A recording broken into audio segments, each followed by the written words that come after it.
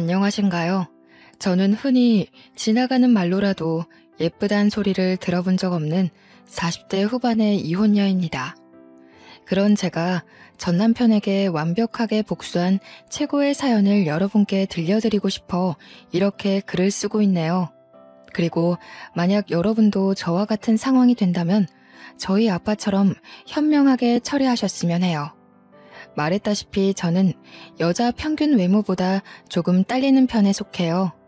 농담 아니고 부모님한테 말고는 정말 예쁘다는 소리를 들어본 적이 없거든요. 30대 중반이 될 때까지 모태솔로로 있었다면 말 다 한 거 아니겠어요? 예쁘다는 소리는 못 들어봤지만 귀에 딱지 앉을 정도로 많이 들어본 말이 따로 있었는데요. 제 부모님은 두 분 다 변호사이시거든요. 그래서 우리 집이 좀 넉넉하게 살았는데 과장 안 하고 재벌 딸이란 소리가 늘상 제 뒷공무니를 따라다녔어요. 저희 부모님께서 잘 나가는 주요 사기업 로펌 변호사이긴 해요. 친가 쪽 외가 쪽 전부 다 한 자리 하시는 분들이 한 분 이상은 있는 괜찮은 집안이었죠. 그렇지만 저희 가네에서 그 누구도 제가 돈 많은 집 딸이라는 인식을 심어준 적은 없었어요. 제가 우리 집이 돈 많다는 걸 알게 된 건 사람들과 어울리게 되면서부터였는데요. 그 대표적인 것이 학교였죠. 친구들과 얘기하다 보면 자연스레 집안의 분위기나 사정, 부모님 직업 등 어느 정도 얘기를 하게 되잖아요. 학교 다닐 때 그런 식으로 생각 없이 대화를 나눴다가 소문이 쫙 퍼졌고 선생님들도 수업할 때면 한 번씩 언급하곤 했어요.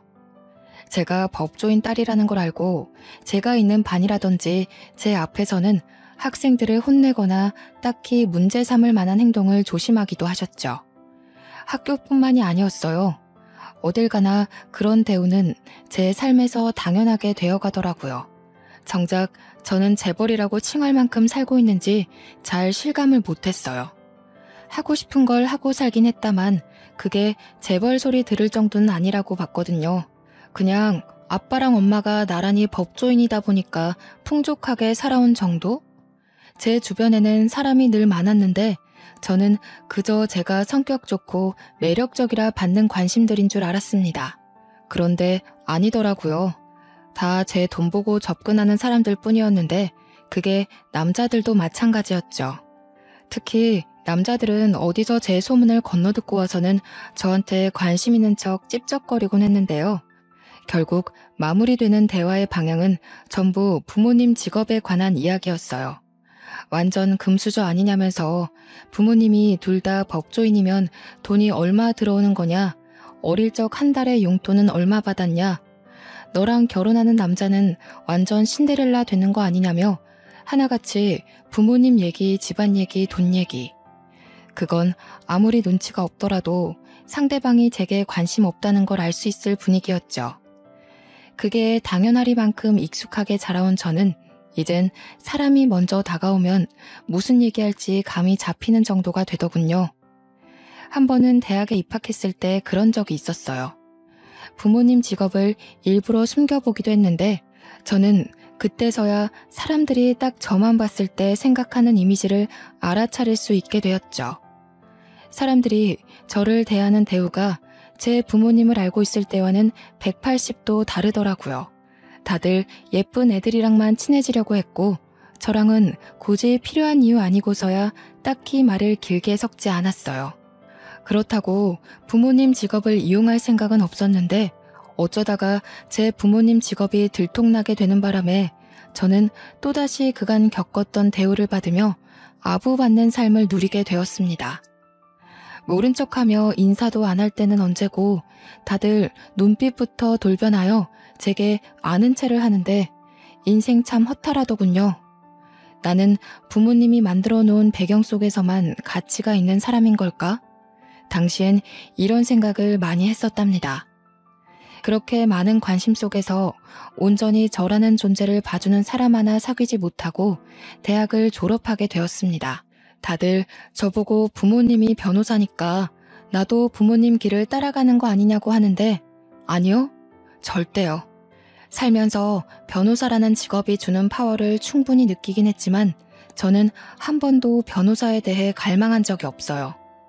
너무 가까이서 부모님이 하는 일을 지켜보다 보니 변호사에 대한 매력이 오히려 반감되기도 했고, 또 직업 때문에 제 가치가 가려지는 것에 신물이 난 상태라는 게 이유일 수 있겠네요. 그렇다고 부모님을 존경하지 않는 건 아니에요. 어디까지나 사회에서 동경의 시선을 받는 위치에 있다는 건 멋진 일이니까요. 변호사가 어떤 삶을 사는지 대강 알아버려서 변호사의 매력을 못 느꼈을 뿐이에요. 또 저는 법처럼 머리 쓰는 것보다 오히려 몸 쓰는 거에 더 관심이 가더라고요. 그게 옷을 만드는 일이었는데요. 문득 TV에서 한 다큐멘터리를 보고 눈길이 가기 시작했었죠. 당연히 옷 만드는 일 또한 아이디어 싸움이라 머리를 사용한다지만 부모님이 주구장창 하는 글씨와의 씨름이 아니라서 좋게만 보였고, 사람의 손에서 만들어지는 창작물들이 심지어 멋있기까지 했어요. 그렇게 전공과 관련 없는 옷 만들기를 한참 알아봤습니다. 부모님께 얘기해 의류학원까지 등록하게 되었죠. 저희 부모님은 늘 제가 하고 싶은 일을 하며 지낼 수 있게 응원해 주셨기에 반박은 없었어요.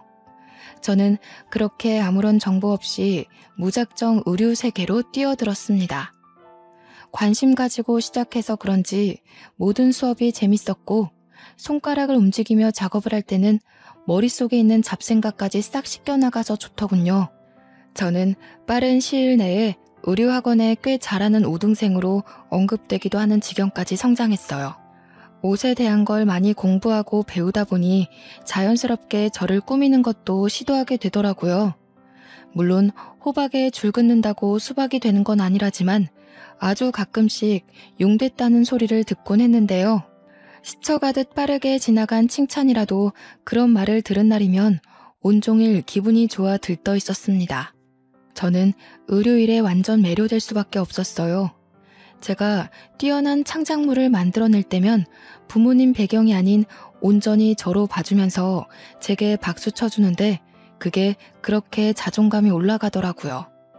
이 의류 계열은 특히나 개성이 강한 곳이라서 아이디어가 제일 중요했지, 돈이나 외모는 그 뒷순이라는 것도 제가 이곳을 좋아할 수밖에 없는 조건이었죠. 제 창작물이 사랑을 받을 때면 마치 저는 제 자신이 사랑받는 기분을 간접적으로 느끼곤 했어요. 그렇게 계속 패션 계통으로 깊이 들어가다 보니 점차 피팅 모델들도 접할 수 있는 기회가 많아졌는데요. 와, 모델들이라서 그런지 피지컬이 일반인들과 남다르더라고요. 그 사람들 외모를 자꾸 훔쳐보게 되는 제 자신을 느꼈어요. 그러다 한날은 정말로 이상형인 남자를 보게 된 날이 있었는데, 마침 그 모델이 제가 만든 옷을 입고 촬영을 하게 된 겁니다. 제가 만든 창작물이 어떤 구도에서 포인트가 살고 어디를 좀 더 손봐야 할지를 확인해야 되는 자리에서 저는 정작 그 모델 얼굴만 구경하느라 제대로 체크 못하는 실수를 저지르기도 했어요. 제가 의류학원을 다닌 지 꽤 되었고 어느 정도 동료들과 친해진 사이에서 자연스레 제 부모님의 배경이 수소문난 상태였는데요. 얼굴 자주 보는 사람들은 제가 잘 사는 집 딸인 줄 알고 과거 학교 시절처럼 그걸 토대로 제게 다가오기도 했지만, 제가 면역이 생겨 그 정도는 가볍게 쳐낼 수 있었어요. 모델들이 제게 대하는 태도도 마찬가지였어요. 동료들 말로는 모델들이 욕망이 많다던데, 그래서 제가 잘 사는 집 딸이라 잘해준 것도 있었을 거예요. 근데요, 정말 신기하게도 제가 이상형으로 봤던 모델 한 분만 저를 대하는 태도가 좀 다르더라고요. 물론 미소도 좋으시고 저한테 친절하고 배려 많았어요. 하지만 다른 사람들에게까지 같은 태도를 취한다는 거죠. 이게 아무것도 아닌 것처럼 보여도 저에게는 정말 중요한 포인트예요. 여태 저한테 잘해줬던 사람들, 특히 남자들은요, 저한테 잘해주다가도 다른 데서 본래 인성이 튀어나오곤 했어요. 그런데 그 이상형 모델은 아니었다고요. 세트장에 있는 모든 직원들에게 일관되게 친절하고 사려 깊었다니까요. 정말 빈틈없이 바른 사람이었다는 거죠. 이건 그 사람이 태생부터 좋은 사람이라는 증거예요. 그 사람도 뒤늦게 제 배경을 알게 되었지만 알기 전과 같은 자세로 저를 대해준다는 게 제가 더 빠지게 된 중점이었습니다. 외모도 훌륭한데 인품까지 올곧았고 무엇보다 저를 돈으로 보고 다가오는 사람이 아니었잖아요. 다들 제 집안 배경에 한마디씩 던질 때도 그 남자는 아무런 질문도 안 했어요. 오히려 저보고 손이 꼼꼼한 것 같아요. 이 옷 정말 제 타입이에요. 웃는 게 참 매력적이시네요. 이런 말만 하면서 저 자체를 궁금해하고 눈여겨봐주는 사람이었습니다. 살면서 이런 대접은 처음 받아봤기에 저는 어느 순간부터 남편을 짝사랑하게 되었어요. 이 남자를 놓치면 또 언제 이런 남자를 만나게 될지 몰라서 조급한 마음이 드러났던 건지 저도 모르게 제 마음을 너무 티내고 있었더라고요. 주변에서 제가 그 남자를 좋아한다는 게 소문이 났을 정도니까요. 망했다고 생각했어요. 제가 너무 티내는 바람에 그 남자가 도망갈 거라고 봤거든요. 그런데 이게 웬일이겠습니까? 남편이 부담스러워 피하기만 했는데 어느 날 일도 없는데 저를 찾아왔더라고요. 정확히는 제가 작업 마칠 때까지 학원 앞에서 기다리고 있었죠. 그러면서 그 자리에서 바로 제게 같은 마음임을 고백받았어요. 와, 진심으로 소리 지르고 싶었어요. 저는 그렇게 동화 속 공주가 된 기분으로 왕자 같은 남편과 사귀게 된 겁니다. 남편은 연애 시절에도 굉장히 좋은 남자였어요. 아무래도 저희 둘의 외모 차이가 심하다 보니 주위에서 쏟아지는 이상한 눈초리가 많았거든요. 여자가 돈이 많은가 봐 이런 소리도 들었는데요. 그때마다 제가 자존감 낮은 모습을 보이면 남편이 늘 해주는 말이 있었어요. 다른 사람 말 신경 쓰지 말라고. 자기는 외모 같은 거 중요하지 않고 자기랑 많은 것이 통하는 게 더 중요하다며 저라는 여자가 딱 자기와 결이 맞는 사람이라고 해주더군요. 엄청 힘이 되었어요. 시간이 지날수록 남편은 더 적극 표현을 해왔고요. 한결같이 저를 사랑해주는 모습에 저는 이 사람이 첫 남자였음에도 결혼까지 생각할 정도로 빠졌습니다. 당연히 결혼을 생각할 수밖에 없었어요. 남편은 제가 야간 수업 때문에 늦는 날마다 밤길 위험하다며 먼 길을 마중 나와서는 집에 데려다 주던 사람이었으니까요. 솔직히 이건 진짜다 라는 생각 들지 않나요? 제가 30대가 되기도 했고 남편에게 은근슬쩍 결혼 얘기를 한번 꺼내봤어요. 1년도 안 되게 연애 기간이 짧았는데 그땐 그저 연애 기간이 길면 이 남자를 놓치게 될 것 같은 거예요. 좀 조급했던 거죠.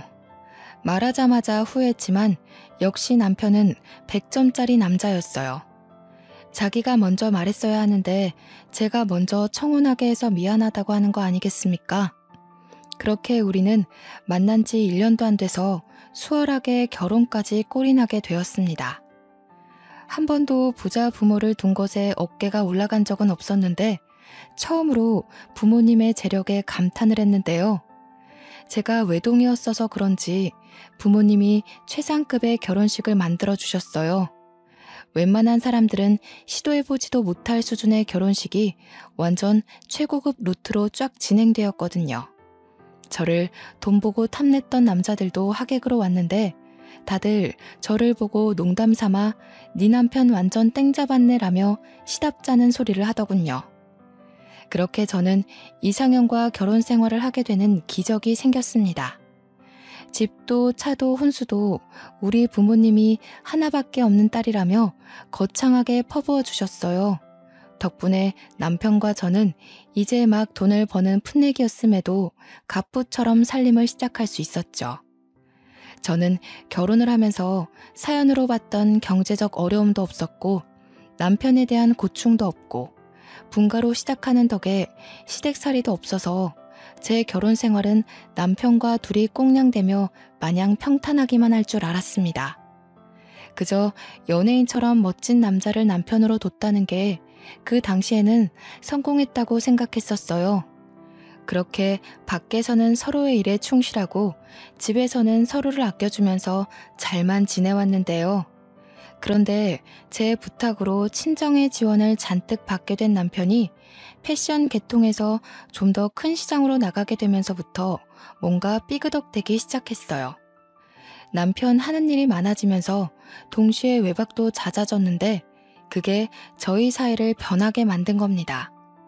저는 단지 제가 이제 의류회사에서 한 자리 하고 있었고 피팅 모델 정도는 꽂을 수 있는 위치가 되어서 부모님의 도움까지 받아가며 남편을 지원했던 건데 조금 후회되더라고요. 그 후로 남편 얼굴 보는 게 쉽지 않았거든요. 제 일도 야근이 많아요. 그럼에도 저는 잠은 꼬박 집에서 잤어요. 저는 제가 모델 일에 대해 많이 알고 있다고 생각했는데 남편 외박에 대해 이해가 안 되는 부분이 생기는 것 보니까 아직도 알아가야 될 게 많구나 하는 생각만 하며 넘길 수밖에 없었죠. 그러다가도 홀로 자는 날이 일주일에 4-5번이 되니까 한날은 서운해서 남편한테 칭얼거려 보았습니다. 그랬더니 남편이 나 잘 되면 당신도 좋고 장인어른이랑 장모님께도 떳떳한 사위 될 수 있어 좋잖아. 나는 하루빨리 잘 돼서 당신이랑 처갓집에 당당한 식구가 되고 싶어. 내가 이렇게나 든든하게 지원받고 있는데 아무런 성과가 없고 미래가 없다면 너도 장모님 장인어른도 속상할 거 아니야. 물 들어올 때 열심히 노저어야지. 몰랐는데 남편이 잘난 친정 때문에 알게 모르게 자존감이 낮았나 봅니다. 전장에서 전투적으로 싸우고 있는 남편에게 다 버리고 빨리 돌아오라 투정 부리는 부인이 된 기분이었어요. 창피했다는 거죠. 그래서 그 뒤로는 남편의 열정을 응원하며 계속 지원했어요. 얼굴 보는 날이 많이 없더라도 전화를 많이 하니까 그걸로 위안을 삼으면서요. 그러던 한날 오랜만에 남편이 일찍 일을 쉬게 되는 날이 있었는데요. 그날이 저희 부부관계에 금이 가도록 만들 사건의 불씨가 될 줄은 상상도 못했어요.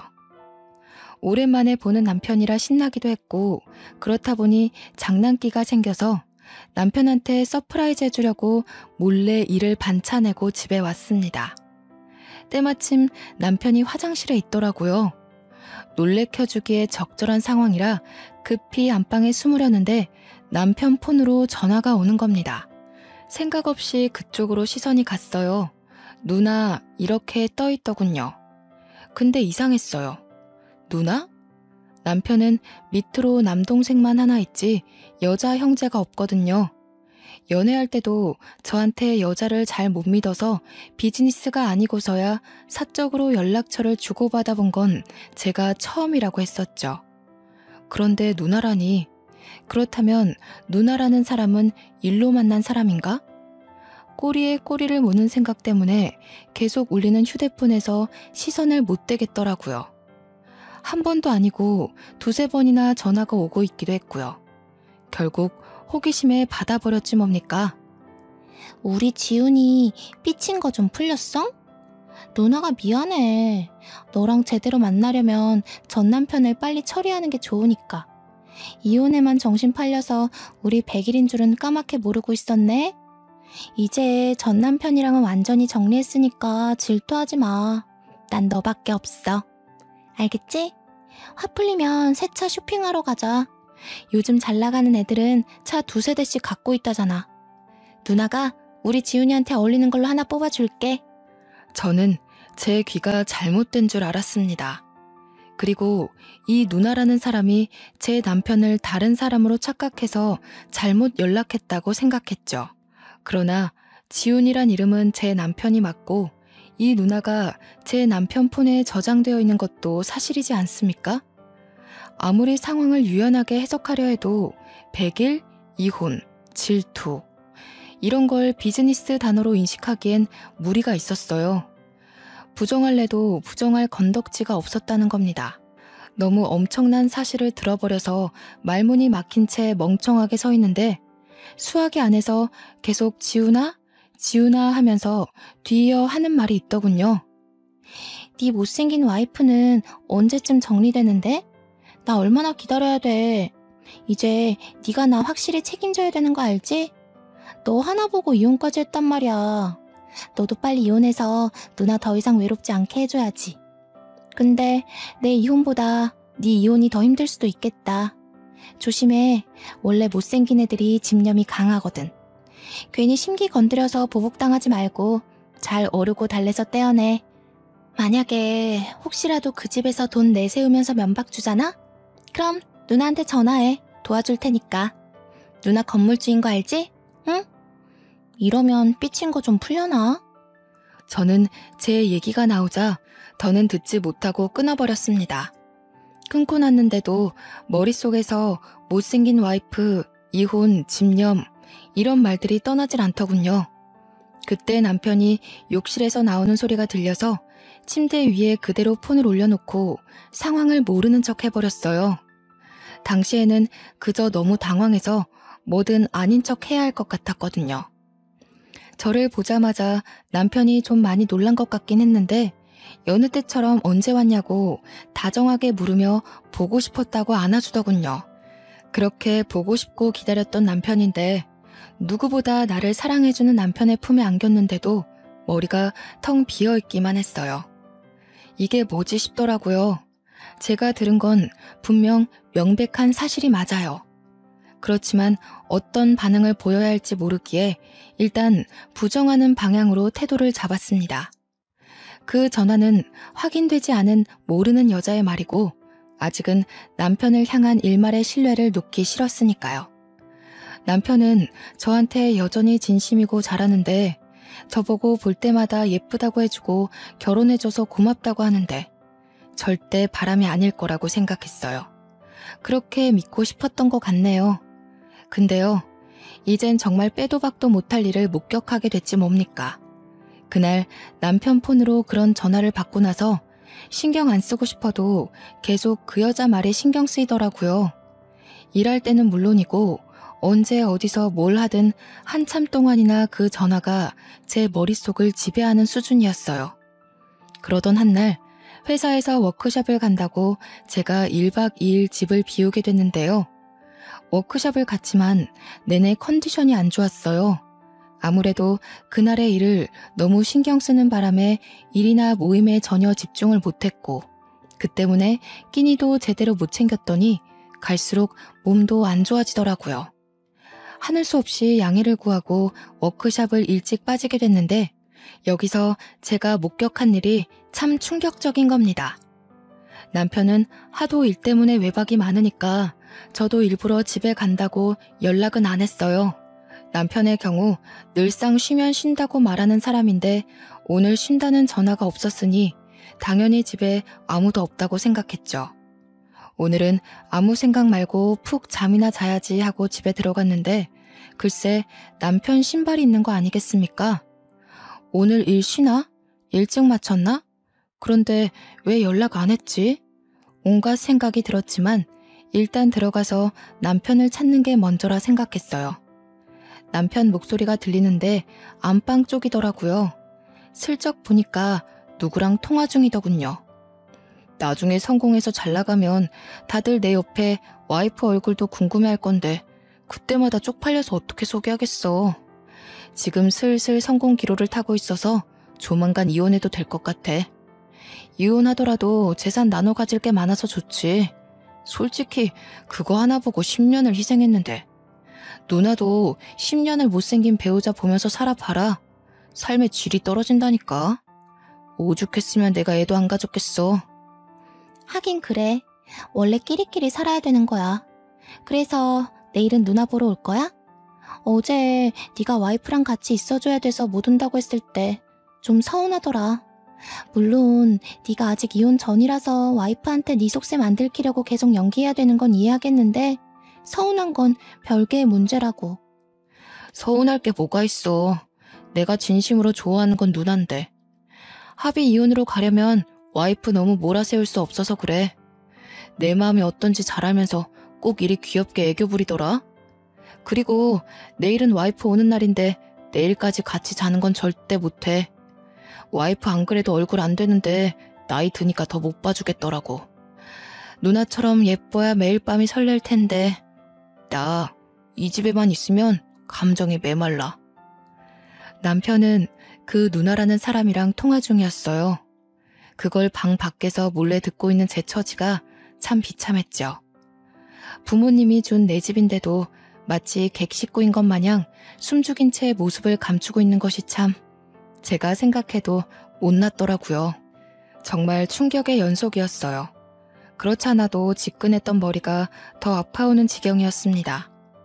저는 그대로 집을 나와버렸어요. 그마저도 남편이 제 소리를 들을까봐 도둑고양이처럼 발소리를 죽이고 나왔죠. 집을 나왔는데 너무 배신감이 치가 떨려서 한동안 아무것도 할 수가 없더라고요. 대문 앞에 가만히 서 있다가 결국 생각해낸 것이 친정을 찾아가는 것이었습니다. 부모님은 당시 두 분 다 야근 중이셨는데 제 전화를 받고 급히 집으로 복귀하셨어요. 아이를 안 가진 이유가 뭐? 10년간 참고 산 게 뭐? 뭘 뜯어먹는다고? 내 이 자식을 그냥 절대 이대로 못 둬. 감히 겁도 없이 법조인 처가를 두고 사기 행위를 벌여? 김서방도 알 거 아니야. 너희 엄마가 이혼 전문 변호사라는 걸. 그걸 알고도 그런 강큰 짓을 한 거면 그 대가가 얼마나 무서운지 겪게 해줘야지. 김서방 참 용감하기도 하네. 넌 왜 진작에 말 안 했어? 언제부터 혼자 그렇게 알았던 거야? 며칠 됐어. 솔직히 나랑 남편이 한 이불 덮고 산 세월 벌써 10년이잖아. 그 10년 동안 한결같이 나만 봐준 사람이고 남편이 바람 폈다는 걸 믿고 싶지 않았어. 진짜 좋은 사람이었는데 도무지 받아들이기가 어렵더라고. 사실이 아닐 수가 없을 만큼 증거가 확실했는데 바보같이 그런 꼴을 보고도 아니라고 믿고 싶었어. 이거 당연히 이혼할 수밖에 없는 거지? 사실 그게 좀 무서워. 나 사회적으로 도태되는 건 아닐까? 네 탓 아니야. 그런 뒤구린 놈들은 작정하고 마음먹은 놈들이기 때문에 일반인들이 구분하기 어려워. 그래서 사기 결혼 당하는 케이스도 엄청 많고. 그래도 걱정 마. 딸, 부모가 둘이나 변호사인데 뭐가 무서워. 사실 집이랑 차랑 너네한테 들어간 비용 전부 우리가 대주겠다고 한 이유도 이거야. 내 딸이 이혼까지 안 가고 잘 살면 좋았겠다만 만일을 대비하는 것도 나쁘진 않으니까. 재산 분할해서 김서방이 가져가는 몫은 없을 거라 타격 좀 받을걸. 재산 노리고 결혼한 사람이라면. 친정 부모님이 변호사인 게 이럴 때 도움이 되더군요. 아무 생각이 없는 저와 달리 대처 방법이나 조언을 구할 게 참 많았어요. 친정 부모님은 화를 내면서도 금방 침착하게 대안을 짰습니다. 심지어 결혼 전부터 혹시 모를 이혼을 대비하고 저희 부부에게 일부러 더 지원해줬다는 말에 좀 놀랐네요. 한 번 더 부모님을 존경하게 되었죠. 친정 부모님은 일단 저보고 남편한테 티 안 낸 거는 잘했다고 했고요. 그 뒤부터 내내 방법을 알려주었어요. 저는 부모님이 시킨 대로 그날 밤 친정에서 자고 다음날 아침 남편한테 연락했습니다. 정말? 내년에 그 건물 시세가 그렇게 폭등해? 그러니까 내년에 그 건물에 로펌 사무실이 쫙 들어선다는 거지? 장인어른께서 주신 정보면 정확하겠네. 거기 입지 조건이 변호사들 사이에서 유명했구나. 장인어른께 꼭 감사하다고 전화드려야겠다. 너무 감사하잖아. 우리 집 생각해서 같이 먹고 살자고 이런 귀한 정보도 알려주시고. 사실 그 건물은 시댁 형편에 매매하기 부담스러운 비용이었어요.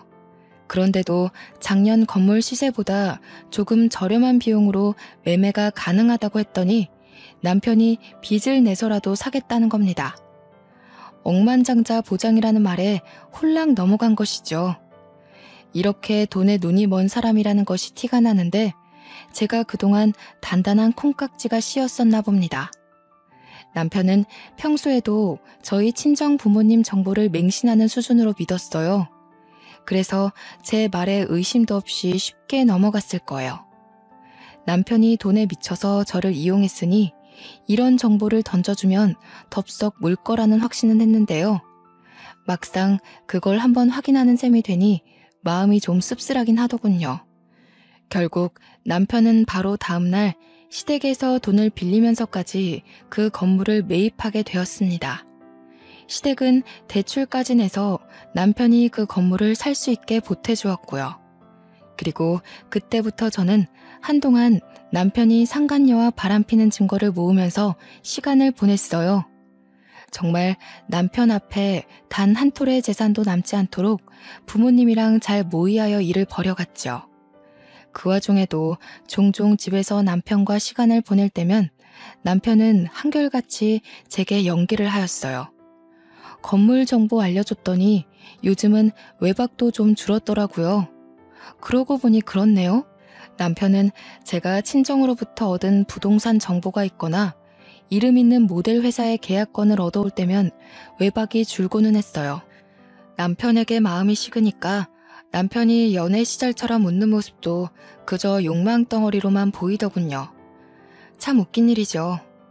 저는 모든 준비를 마쳤고 친정에서 시키는 대로 때를 기다렸습니다. 그러다 아주 기가 막힌 타이밍이 찾아왔는데요. 제가 이혼을 요구하고 모든 걸 내려놓기에 딱 알맞은 날이었어요. 이 과정에서 참 어처구니 없었던 일이 또 있었는데 바로 시댁에서는 남편과 상간녀가 불륜을 저지르고 있는 걸 알고 있더군요. 우연히 엿들은 남편과 상간녀의 통화 때문에 알게 되었습니다. 심지어 한두 번이 아닌지 상간녀가 아주 며느리처럼 시어머니를 어머님으로 모시고 있었고 시댁과 만남의 자리를 가지게 된 그 모습이 저와 있을 때보다 훨씬 자연스러워 보였죠. 저희 엄마는 의뢰인 때문에 오지 못했고요. 아빠가 저와 동행해 주었는데요. 어디 잔치라도 났는지 한참 신나있던 시댁으로 저와 아빠가 들이닥치니 시댁 식구들이 전부 당황하는 거 아니겠습니까? 남편을 밤마다 설레게 했던 상간녀 낯짝도 시댁과 같이 깜짝 놀라 있더군요. 여보, 갑자기 여길 어떻게 왔어? 장인어른께서는 이 시간에 어떻게... 제가 받은 연락이 없거든요. 밤늦게 갑자기 무슨 일이세요? 딸내미가 별 볼 일 없는 남자한테 바람 맞았는데 우리 아빠가 무슨 일로 여길 왔겠어. 참고로 우리 아빠 오늘은 당신 장인어른으로 온 거 아니야. 내 변호사로 같이 온 거야. 나 오늘 당신이랑 이혼할 거거든. 뭐라고? 이혼? 우리가 이혼을 왜 해? 변호사는 또 무슨 말이고. 도대체 무슨 소린지 하나도 모르겠어. 당신 무슨 일 있었어? 어제까지만 해도 같이 저녁 맛있게 먹고 잘 잤잖아. 안녕하세요, 사돈댁. 결혼식 후로 처음 뵙네요. 이혼 합의 때문에 들렸습니다. 식사는 나중에 하셔도 되지요? 우선 거실로 나와주시겠어요? 그나마 다 같이 앉을 수 있는 공간이 거실밖에 안 되네요. 이혼이라니요? 무슨 말씀하시는 건지 모르겠는데요. 사돈, 저희 아들이 뭐 실수라도 했나요? 며느리랑 싸웠다는 말도 들은 적이 없는데 갑자기 이러시는 이유를 모르겠네요. 잘 살고 있는 애들을 두고 뜬금없이 이혼이라니요. 다짜고짜 오셔서 앞뒤 설명도 안 해주시고 아무리 사돈지간이라지만 좀 무례한 거 아닌가요? 다른 사람도 아니고 사돈 입에서 무례라는 말이 나오는 건 기분이 좀 나쁘네요. 지금 저기 상간녀를 떡하니 앉혀두고 뻔뻔하게 연기하시는 겁니까? 잊으셨나 본데 저 변호사입니다. 사돈어른, 저 일평생 변호 일만 해온 사람이에요. 제가 저런 허접한 상간녀 하나 구분 못하는 신참처럼 보이진 않지 싶은데요. 아빠는 한순간에 차분하고 조리 있게 말하며 시댁 입을 싹 다물게 만들었어요. 분위기가 조용해지자 다시 제 남편에게 다가가 법 조항까지 읊어가면서 이혼 서류를 내밀었죠. 무슨 말씀이세요, 장인어른. 그런 게 아닙니다. 장인어른이 생각하시는 그런 방향 아니에요. 불륜이라뇨. 제가 아내를 두고 어떻게 그런... 오해세요. 오해? 자네는 내가 호구로 보이나? 내가 자네 같은 사기꾼을 한 달에 300명 이상을 만나는 사람이야. 그 더러운 기질 하나 못 알아봐서 상황을 이렇게까지 끌고 왔을 것 같아? 우리가 겨우 하루 의심해서 이러는 걸로 보여? 내 딸이 자네가 불륜 행위 싸지르는 거 증거까지 차곡차곡 모았는데 여기서 대화로 따지고 싶은 말이 많지만 우리 딸이 또 상처받게 할 수 없어서 그것까진 참는 거야. 상간녀를 앞에 두고도 뻔뻔하게 아닌 척하는 시댁 식구를 보니 아빠도 저도 열이 받을 수밖에 없었어요. 화가 난 아빠는 변호사 체면까지 내려놓으며 법으로 협박을 하더군요. 시댁 전체를 거짓골로 만들고 싶지 않으면 당장 합의 이혼 진행하자고 겁을 준 거죠. 아빠가 협의 절차를 줄줄이 설명하다가 재산 얘기까지 뻗쳤는데 시댁은 정말 겁을 먹고 꿀먹은 벙어리가 되어 있었습니다. 하긴 뭘 알아야 저희 아빠한테 대항을 하겠죠. 잠깐만요. 장인어른, 이렇게 이혼하시면 장인어른 쪽에서도 손해일 텐데요? 저처럼 가진 것 없는 사위한테 재산 나눠주기 아까워서 잠이나 편히 주무시겠어요? 변호사시면 더 잘 아실 거 아닙니까? 딸을 더 괴롭게 만들 셈이신가요? 남편은 아빠한테 약간 겁을 먹은 것 같았지만 뒤지지 않고 대응을 하더라고요. 아빠 입장에선 뭣도 모르는 법을 가지고 변호사인 자기를 어설프게 협박하려 드는 남편이 그저 우스웠을 겁니다. 아빠는 상황 파악 못하고 어깨를 으쓱거리는 남편한테 대고 네가 가지게 될 건 아무것도 없다고 설명을 해주었어요. 무식한 남편은 전문 용어에 크게 흔들리면서도 나름 들리는 대로 들었을 텐데요. 상속, 증여, 재산 분할 안 됨, 이런 걸 듣고 대충 파악하는 것 같더니 이제야 지 처지를 제대로 자각했나 봅니다. 몹시 당황하더라고요. 거기다 대고 제가 한 번 더 쐐기를 박았죠. 당신이 매입한 그 건물 내년부터 처분론이 들어갈 계획이야. 당신이 돈 때문에 나를 속여서 결혼을 진행했잖아. 그게 얼마나 더러운 기분인지 알게 해주고 싶더라고.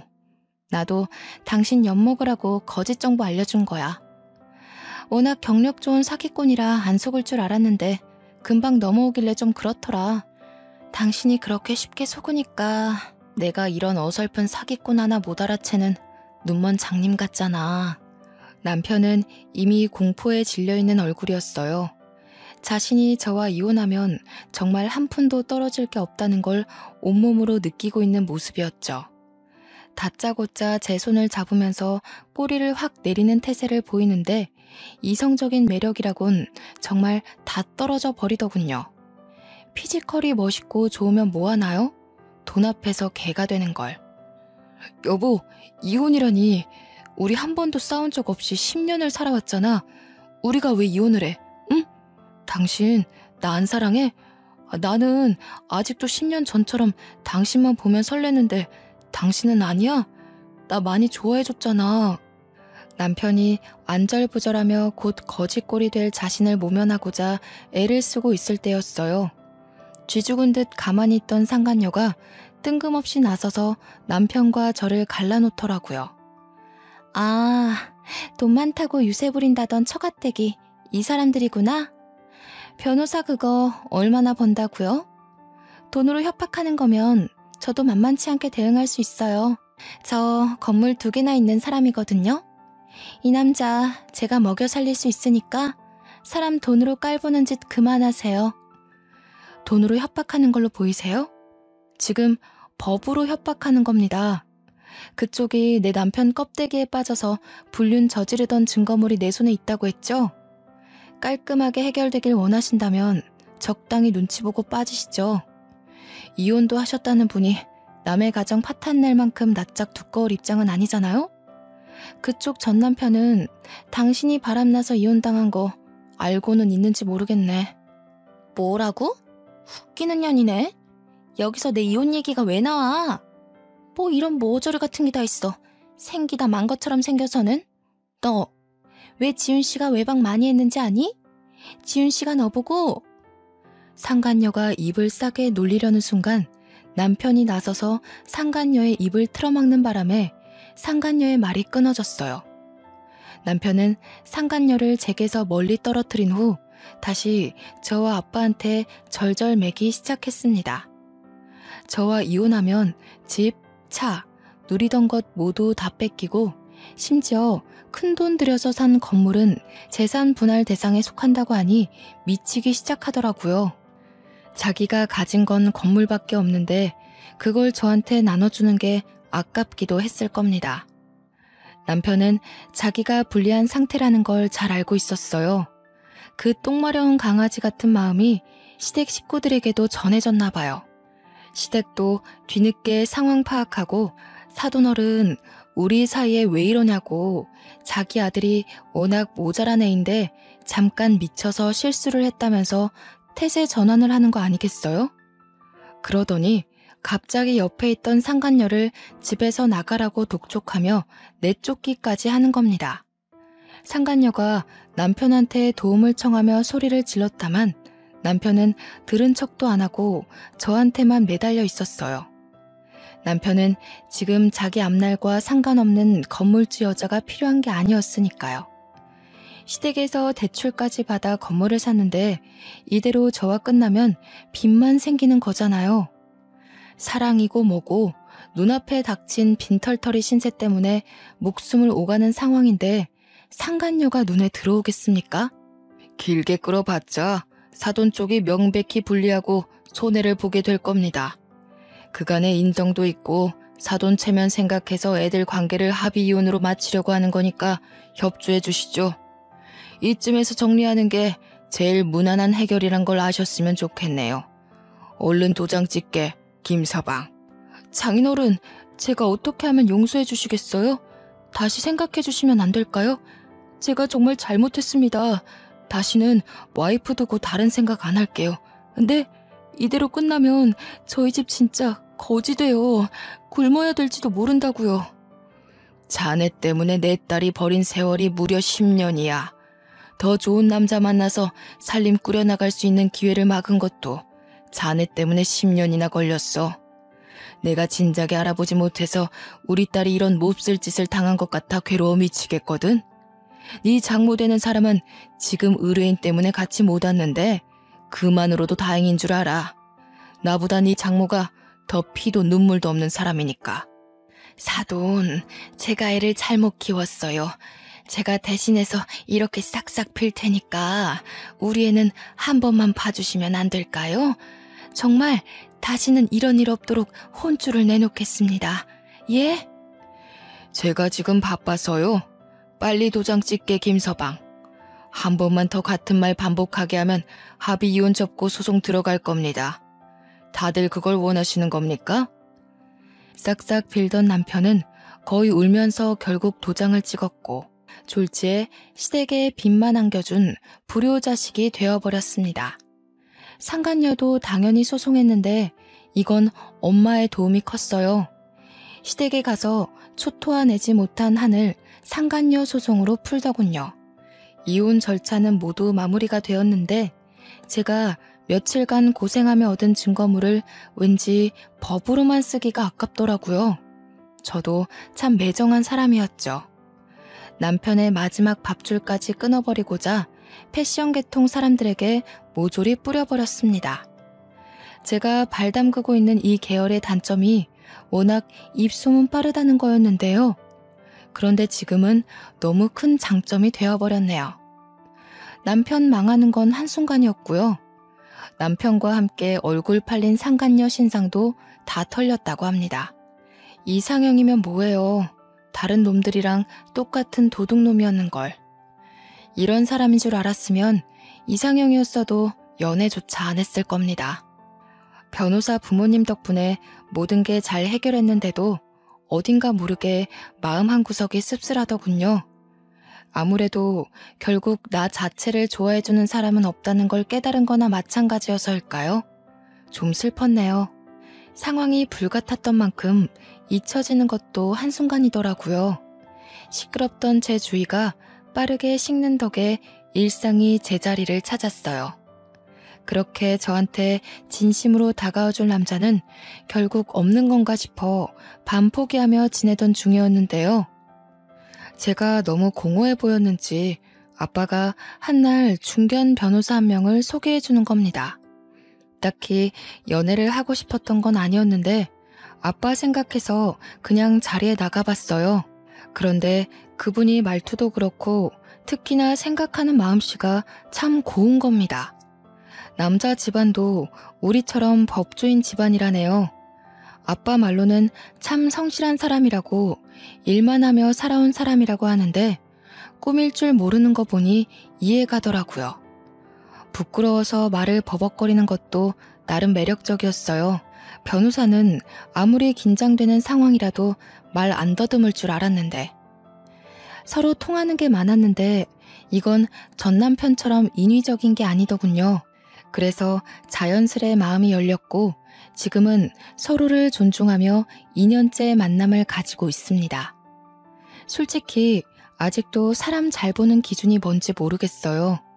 만약 전 남편처럼 작정하고 저를 속이려고 연기하는 사람을 또 만난다면 구분할 자신이 없거든요. 그렇다고 하더라도 이제는 그 모든 게 제 잘못이라고 자책하진 않기로 했습니다. 내가 못나서가 아니라 상대가 나쁜 거라고 생각하며 저를 지킬 수 있는 마음의 힘이 생겼다는 거죠. 지금의 만나는 남자친구가 그런 걸 잘 알려주기도 해서 건강한 대인관계를 연습 중이랍니다. 그러니까 다들 저처럼 나쁜 사람을 두고 자신을 자책하는 일은 없었으면 해요. 결코 우리의 잘못이 아니니깐요. 너무 하소연식으로 비춰진 건 아닌가 싶습니다. 다시 올려보니 좀 긴 글이었네요. 봐주시느라 고생하셨습니다. 고맙습니다.